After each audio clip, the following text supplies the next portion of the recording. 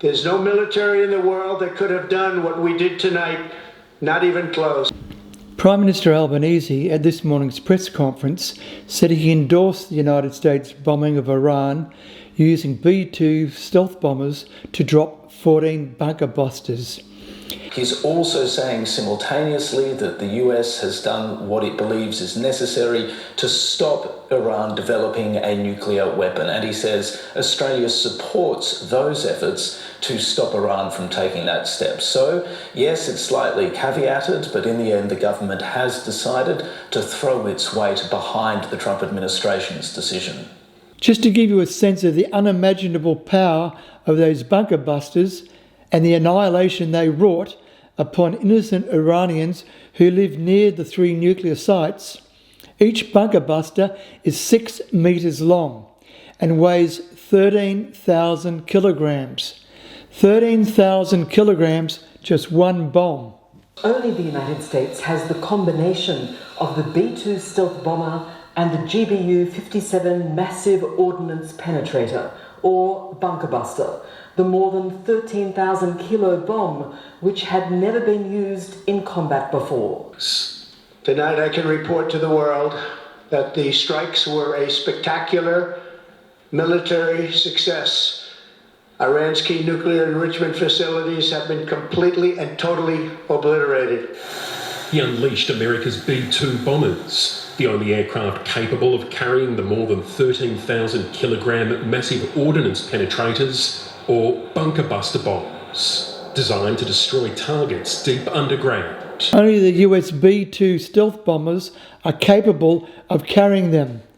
Not even the old killer machine of the Vietnam War that did so much damage to the Vietnamese people, the B-52 bombers, with its 6 engines, is capable of carrying those heavy bunker buster bombs. I was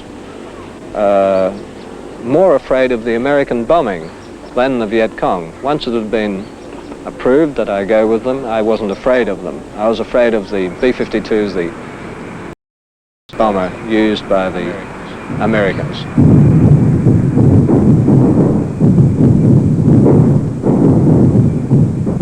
And dropped their bombs, 90 tons in all, simultaneously, usually from a height where they couldn't be seen, nor could they be heard, so that the first thing the Viet Cong knew on the ground was that they were being obliterated. High explosive bombs meant to shatter deep bunkers, and they were killed either directly on top of the ground or indirectly below when the shock waves surged through those deep bunkers.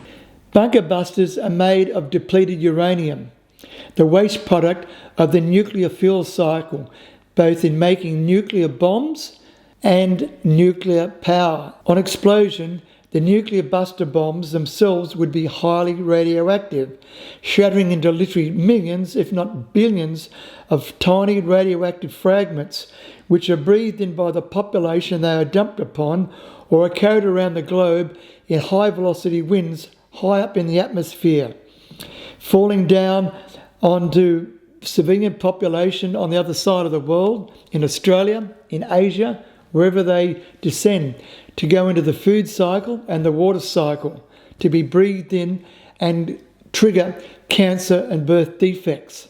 That's what the Americans have dropped on Iran on the weekend.